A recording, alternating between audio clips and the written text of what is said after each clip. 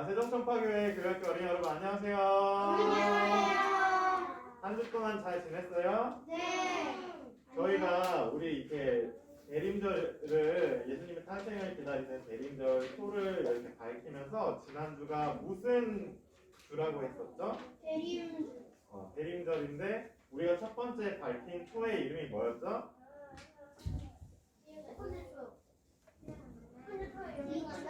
아람 선생님이 얘기해줬죠. 지난주는 예언자의 초의 첫 번째 초의 불을 밝히는 시간이었습니다. 여러분 한 주 동안 예언자의 초를 생각하면서 예수님께서 우리 가운데 오시는 것을 기다렸나요? 오늘은 두 번째 초를 붙이는 시간인데, 자, 두 번째 초의 이름이 뭘까요? 첫 번째 초의 이름은 예언자의 초였습니다. 그렇죠? 두 번째 초의 이름은 뭘까요? 예수의 초. 자, 두 번째 초의 이름은 성가족의 초입니다. 예수님의 탄생을 우리가 축하하는 성탄절이 오기 전에 요셉과 마리아가 그 아기 예수님의 탄생을 기다리는 그 기다림을 기억하면서 우리가 두 번째 주는 성가족의 초에 불을 붙이도록 할 겁니다. 아시겠죠? 네. 네. 이제 우리 함께 찬양하면서 우리의 마음을 하나님께 모으도록 하겠습니다. 자, 우리 선한 능력으로 함께 찬양하도록 하겠습니다.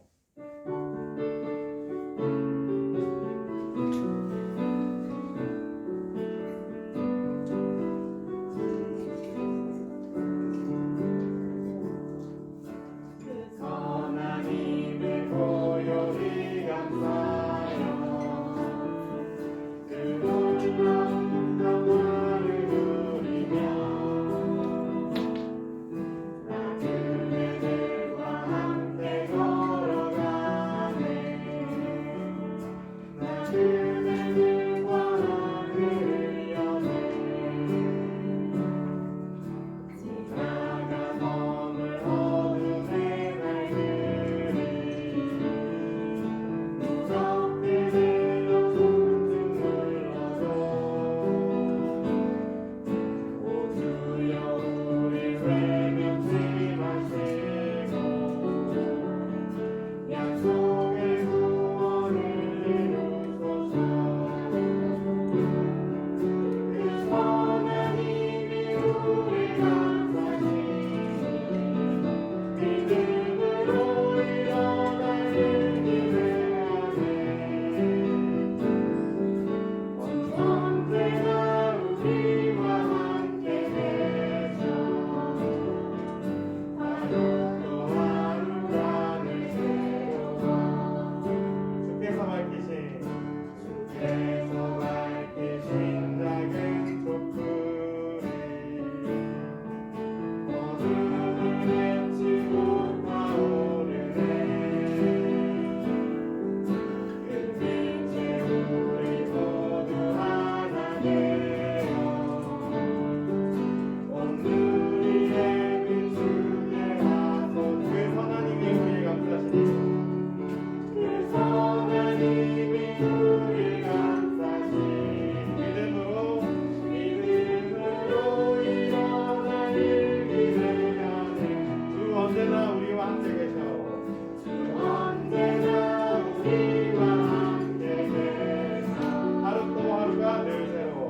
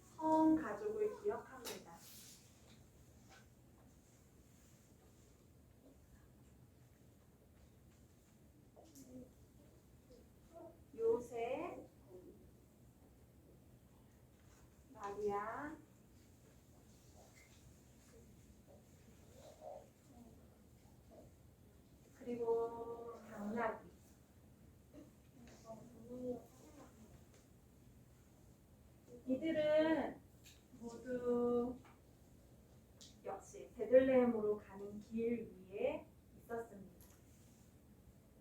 마리아는 곧 태어날 아가를 품은 만삭 임산부였습니다. 이렇게 막달이 되면 임산부는 걷기도 힘들어집니다. 한 걸음도 더 떼기 힘들 만큼 힘들어졌을 때 마리아는 당나귀 위에 올랐습니다. 하지만 만삭 임산부에게는 당나귀를 타고 길을 가는 것 역시 매우 힘든 일입니다. 그래서 마리아는 걷다가 당나귀를 타고 가다가 다시 내려서 걷기를 반복했습니다.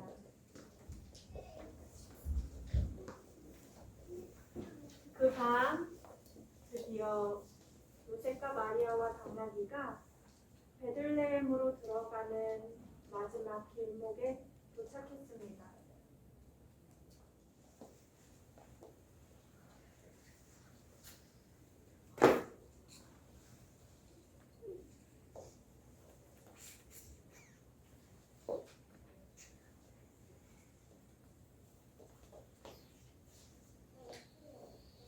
이 빛을 느껴봅시다. 이 빛은 마리아와 요셉의 빛입니다.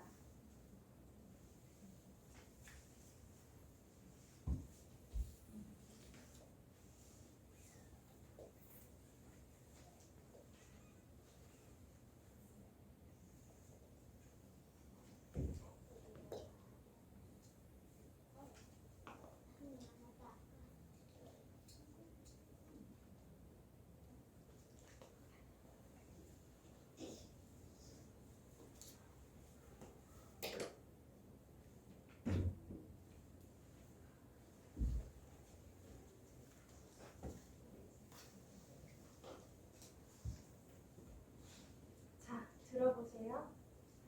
이 빛은 마리아와 요셉의 빛입니다.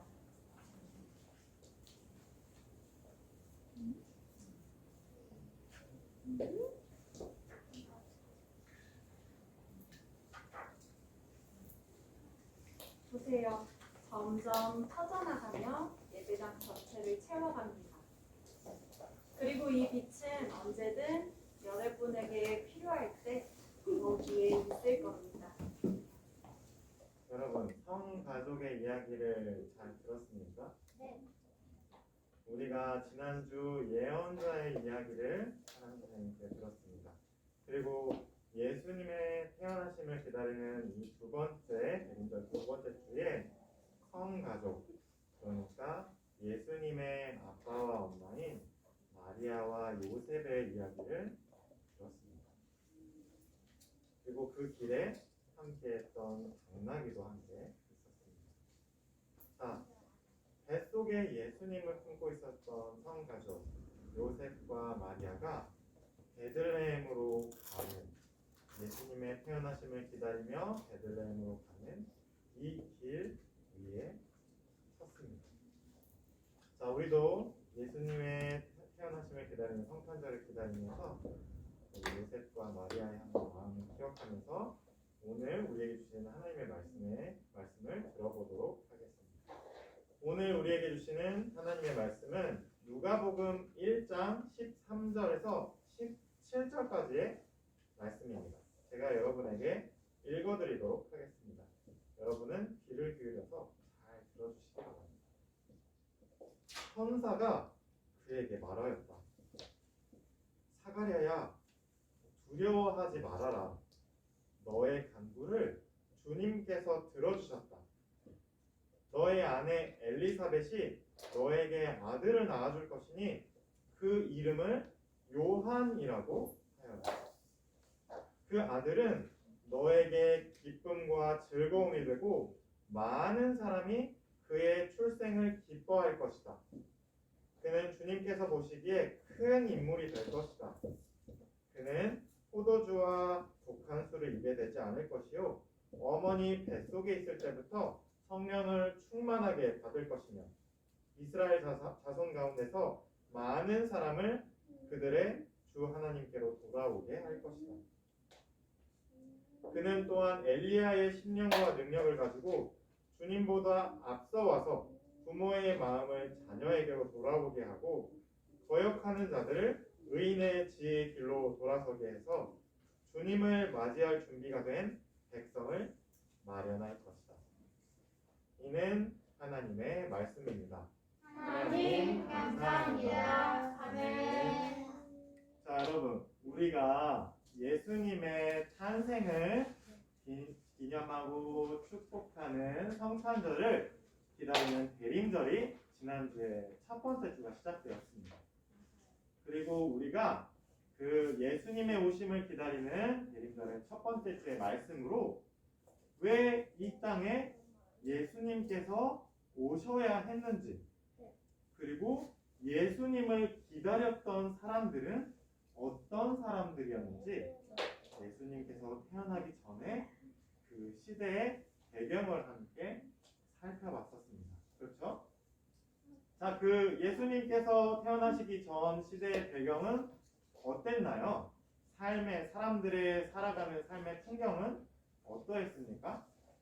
아주 풍요롭고 행복하고 기쁘고 즐겁고 마치 우리들의 12월처럼 쇼핑을 하러 다니고 그래서 하하하호 웃음소리가 들리고 너무너무 행복한 가족이 서로를 밝힌 그런 아름다운 시대였죠?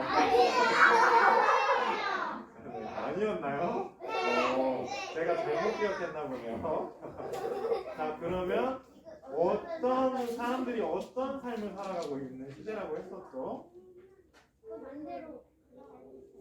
그 정반대로 사람들이 살아가던 시대였다고 했습니다.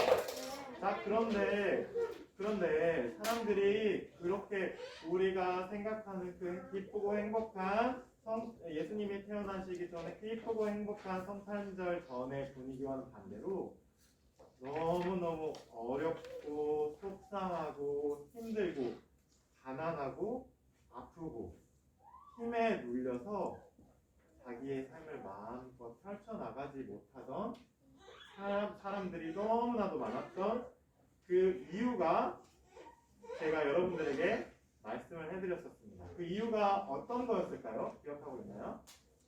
사람들이 그리고 왕이 그 사람들을 다스리고 그 사람들을 이끄는 왕과 그를 따르는 백성들이 하나님이 아니라 하나님의 마음이 아니라 힘을 의지하고 따랐기 때문이라고 했습니다. 그래서 다윗 왕 이후에 이스라엘의 목자가 하나님의 마음으로 이끄는 그 목자가 없어지고 난 뒤에 사라지고 난 뒤에 이스라엘 땅에 너무 많은 힘의 나라들이 제국들이 이스라엘 사람들을 못 살게 괴롭혔다고 제가 여러분들에게 말씀드렸습니다. 그래서 심지어 지난주에 우리가 살펴본 이야기는 이 예수님이 태어나시기 바로 전에 그 이스라엘 땅을 다스리고 있던 헤롯 대왕이라는 그 왕이 아주 나쁜 일들도 저질렀다고 했습니다. 자기 왕의 자리가 빼앗길까봐 두려워서 이 땅에, 이 이스라엘 땅에, 이 유대 땅에 드디어 우리가 기다리던 왕이 태어나신대 라는 그 기쁜 소식을 듣고 헤롯 대왕은 자기의 힘과 자기의 왕의 자리가 빼앗길까봐 아주 그 왕이 태어난 아기 왕이 오실 그 나이에 어린 아기들을 죽이기까지 하는 아주 못된 시대가 예수님이 태어나시기 전 시대라고 했습니다. 아주 어둡고 슬프고 속상하고 힘든 시대였던 거죠. 자, 그런데 우리가 슬퍼하지만은 않아도 됩니다. 오늘 그 헤롯 대왕이 이스라엘을 다스리던 그 어두운 시대에, 그리고 여러분들이 잘 알고 있는 로마라는 거대한 제국이 전 유럽과 그 중동 지역을 다스리고 있던, 그래서 사람들을 마구 학대하던 그 시대에 그래도 하나님께서 남겨두신 하나님의 마음을 알고 있는 사람들의 이야기가 바로 오늘 펼쳐지기 때문입니다. 자, 제가 지난주에 여러분들에게 말씀드렸던 대로 그 어둡고 힘든 시대에 사람들은 하나님께서 우리에게 다시 한번 우리를 하나님의 마음으로 이끌어 주실 왕, 그러니까 힘 왕이 아니고 목자이신 왕을 우리에게 보내줄 거야 라고 간절히 기다리고 기대했다고 이야기했습니다. 그리고 이스라엘 사람들은 그때 그 당시에 이스라엘 사람들은 그들이 기대하는 목자의 마음을, 하나님의 마음을 가지고 목자처럼 그들을 이끌어줄 왕의 이름을 바로 메시아라고 불렀다고 제가 이야기했습니다. 자, 우리는 이제 남은 대림절 세 주 동안 한 주 동안 메시아를 기다렸던 사람들을 우리가 함께 살펴볼 겁니다. 이번 주는 그 메시아를 기다렸던 사람들 중에 첫 번째, 바로 사가랴와 엘리사벳을 함께 살펴보려고 합니다. 자, 사가랴와 엘리사벳은 부부였습니다. 그리고 이 두 사람은 모두 아론의 자손들이었습니다. 그리고 이 두 사람은 가장 중요하게도 하나님의 마음을 아는 아주 의로운 사람들이었습니다. 그 어렵고 칠흑같이 깜깜하고 힘으로 짓눌리던 시대에도 여전히 하나님의 마음을 알고 그 하나님의 마음을 삶으로 살아내는 사람들이 있었어요. 자, 이 아론의 자손인 사가랴는 어느 날 제사장의 임무를 맡아서 성소에 들어가게 됐습니다. 자, 그런데 여러분, 이때 아론 이후에 엄청 많은 시간이 흘렀잖아요. 그래서 아론의 자손들이 엄청 많아졌을 거 아니에요. 그러니까 성소에 들어가서 하나님을 섬기는 역할을 이렇게 돌아가면서 하는데 그 순번이 자기가 살아있는 동안 자기에게 딱 한 번만 돌아올 정도로 아론의 자손들이 많이 있었어요. 자, 그런데 오늘 이야기가 펼쳐지는 이 사가랴가 나이가 많은 노인이 되었는데, 사가랴와 엘리사벳이 나이가 많아졌거든요. 근데 나이가 많아져서 자신이 숨을 거두기 전에 살아있는 동안에 사가랴가 드디어 자기 생애 처음으로 성소에 들어가서 하나님께서 명하신 대로 자신의 제사장 직분을 행할 수 있는 기회가 태어나서 처음으로 주어진 거예요. 사가랴는 하나님의 마음을 알고 하나님의 통치를, 하나님의 다스리심을 바라던 아주 의로운 사람으로 아주 경건하고 거룩한 마음으로 그 일을 준비했을 겁니다. 그래서 백성들의 소원, 그리고 자기가 하나님께 가진 기도 제목을 가지고 아마 그 성소에 들어가게 됐을 거예요. 자, 그런데 그 성소에 들어가서 열심히 하나님께 섬기고 마음속으로 하나님을 사모하고 있는데 갑자기 짜잔 하고 천사가 나타났습니다. 천사가 아마 태어나서 처음으로 천사를 봤을 것 같아요. 그렇죠? 사가랴가 그 성소 안에 나타난 천사를 보고 깜짝 놀랐습니다. 그런데 천사가 이렇게 사가랴에게 이야기합니다. 사가랴야, 무서워하지 마. 두려워하지 말거라. 너의 간구를 하나님께서 들어주셔서 내가 바로 너를 이렇게 찾아온 거란다. 너의 아내 엘리사벳이 아들을 낳게 될 거야 라고 이야기해 줬습니다. 자, 그런데 여러분, 제가 말씀드렸죠. 사가랴와 엘리사벳은 나이가 많은 할아버지와 할머니였습니다. 사가랴와 엘리사벳이 나이가 많아서 그랬는지 모르겠지만 사가랴는 처음에 이 천사의 이야기를 믿지 못했습니다. 자기들에게 아기가 생길 거라는 사실에 대해서 처음에 믿지를 못했어요. 제가 나이가 많은데 어떻게 그런 일이 있을 수 있겠습니까? 라고 천사에게 이야기했는데요.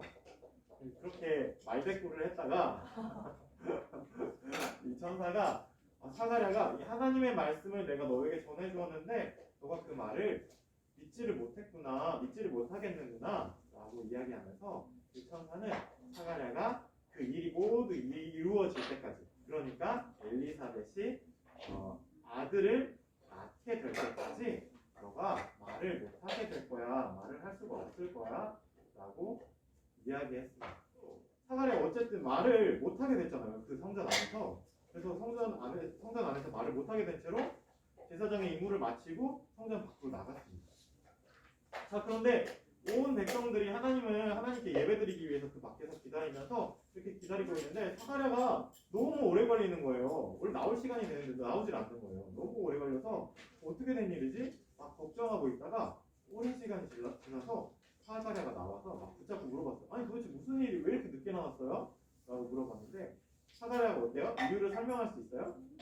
말을 못하게 됐잖아요. 막 손짓 발짓 이러면서 이렇게 했을 거 아니에요. 막 이렇게 근데 사람들이 그래서 사가랴가 성전 안에서 환상을 보게 됐나 봐. 이렇게 말을 못하지? 깜짝 놀랐나? 라고 생각했습니다. 어쨌든 사가랴는 이 제사장의 직무를 자기 평생에 한 번에 돌아오는 그 기회 임무를 잘 마치고 집으로 돌아갔습니다. 그리고 진짜로 엘리사벳이 임신을 해서 아기를 갖게 되었어요. 자, 그런데 여러분 여기서 한 가지 짚고 넘어갈 게 있어요. 사가랴가 분명히 하나님의 마음을 알고 하나님의 오심을 바라는 의롭고 경건한 사람이라고 했었잖아요. 자, 그런데 그 소원을 가지고 온 백성들의 소원과 자신의 기도를 가지고 그 제사장 그 성전 안에 들어갔었잖아요. 근데 그 천사가 아이 자식이 없는 그 사가랴와 엘리사벳에게 너희가 아들을 낳을 거야 라고 했는데 사가랴가 그 말을 처음에는 너무 깜짝 놀라서 믿지 못했잖아요. 자, 그걸 보면 사가랴의 소원은 아이가 없는 그 두 부부에게 아기를 낳게 하는 것이 맞았을까요? 아니었을까요? 형제 말대로 자기 소원이 우리가 부부가 아이가 없어요. 아기를 낳게 해주세요. 간절히 바랬던 거고 성전에 들어가서 천사를 만났고 천사가 너희가 아기가 갖게 될 거야 라고 했으면 오예! 감사합니다 하나님! 막 이러면서 기뻐했을 텐데 그 얘기를 듣고 진짜 생뚱 같은 소리를 듣는 사람처럼 네? 제가 나이가 이렇게 많은 할아버지가 되는데 아이를 낳는다고요? 라고 반응하지 않았습니다. 그러니까 이 이야기를 되짚어보면 이런 이야기가 되는 거예요.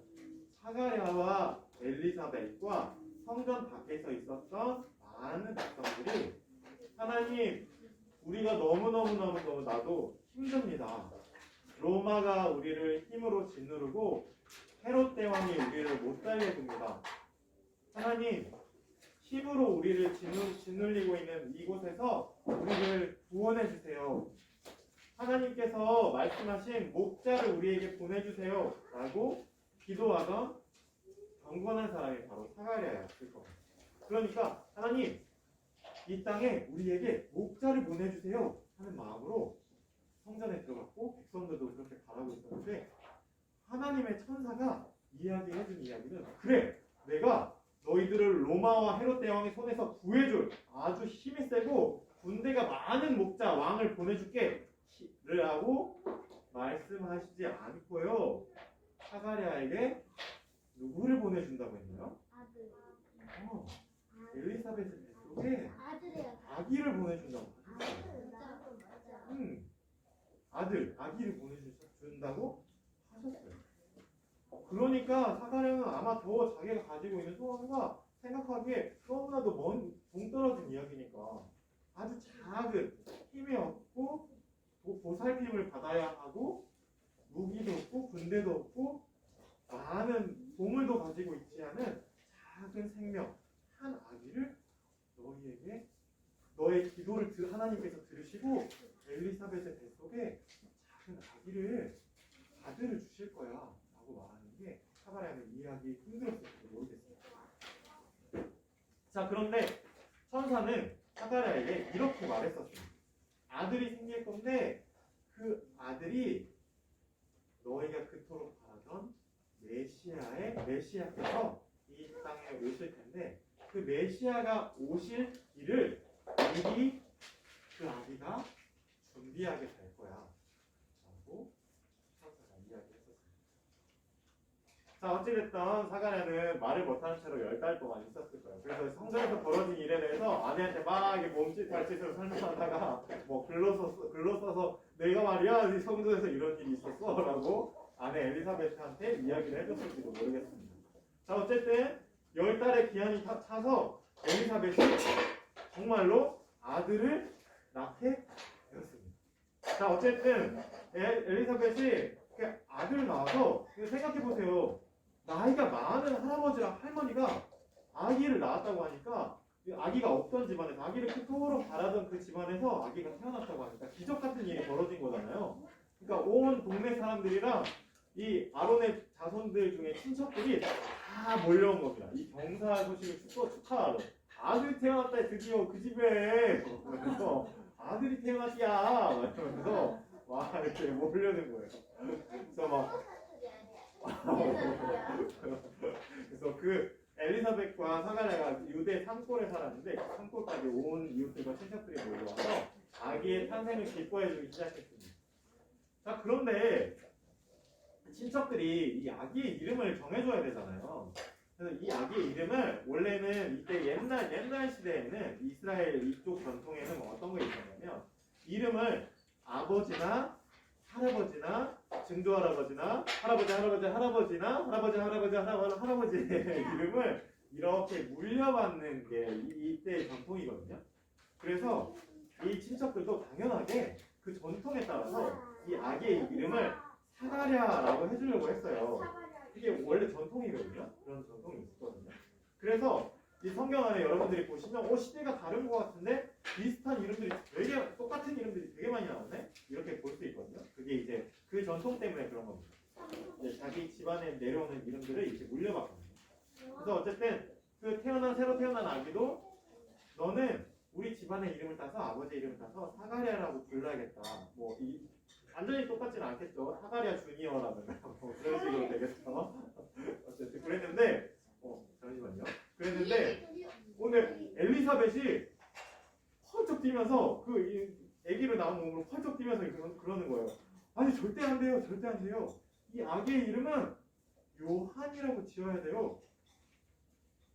그러니까 친척들이 다 띠용한 거예요.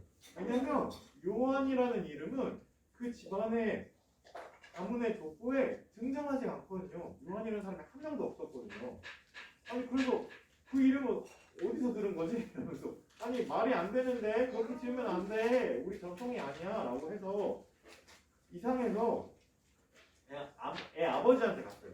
어머니가 지금 출산을 하고 너무 정신이 없나 보다. 그러니까 사가랴한테 가서 얘기를 해야겠다. 사가랴랑 상의를 해야겠다 라고 하고 사가랴한테 갔는데 사가랴가 말을 못하니까 석판을 가져다가 글씨를 쓰는데 이 아기의 이름은 요한이다 라고 쓴 거예요. 친척들이 너무 이상해요. 자, 주보 앞면에 있는 그림이 바로 그 장면을 표현한 화가의 그림입니다. 자, 여기에 어떤 종이에다가 글씨를 쓰고 있는 사람이 사가랴입니다. 그리고 뭐 주변에 제사장 친척들도 있고 이 여인들도 있고 이 아기 그 사가랴 바로 뒤에 아기를 안고 있는 여인도 있죠. 이게 아마 이 여인이 아마 엘리사벳일 거예요. 아기의 이름을 정하고 있는데 엄마도 아빠도 그 전통에 집안에 아무 이름도 없는 요한이라는 이름을 정해줬습니다. 그러니까 사가랴와 엘리사벳도 그 집안에 내려오는 이름이 아니고 천사가 말해주었던 대로 하나님의 목자 메시아가 오실 길을 예비하는 이 아기가 되거라 하는 마음으로 그들이 그토록 간절하게 바랬던 이스라엘 백성들이 그토록 간절하게 기도했던 하나님 우리에게 제발 목자를 보내주세요 하는 마음을 듬뿍 담아서 그 천사의 말대로 이 아기의 이름을 요한이라고 붙여주었습니다. 자, 그리고 이 아기가 여러분들이 잘 아시는 세례 요한입니다. 그러니까 세례 요한의 탄생 이야기를 여러분들이 들은 거예요. 이 세례 요한이 예수님께서 이 세례 요한에게 세례도 받으시고 이 예수님께서 공생의 사역을 펼치시기 전에 이 요한이 먼저 사람들을 하나님의 마음으로 돌이키는 사람이 우리가 나중에 또 누가복음 뒤에 살펴보게 될 거예요. 여러분들이 하나님께 드린 헌금을 하나님께 봉헌하도록 하겠습니다.